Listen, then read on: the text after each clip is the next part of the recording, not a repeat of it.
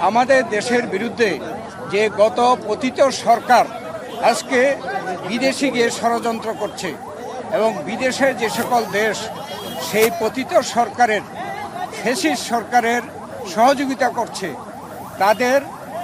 বিরুদ্ধে সকলে ঐক্যমত প্রকাশ করেছি এবং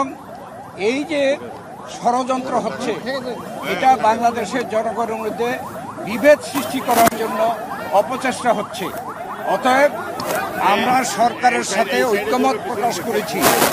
যে আমরা সকলে জনগণ যেমনিভাবে জুলাই আগস্টে ছাত্র জনতার গণ অভ্যুত্থানের মাধ্যমে এই ফ্যাসিস্ট সরকারকে বিদায় করা হয়েছে তাদের এবং তাদেরকে যারা সহযোগিতা করছে যাদের ষড়যন্ত্রকে সেইভাবেই এদেশের ছাত্র জনতা সকলে মিলে এই ষড়যন্ত্রকে আমরা সকলে মোকাবেলা করব।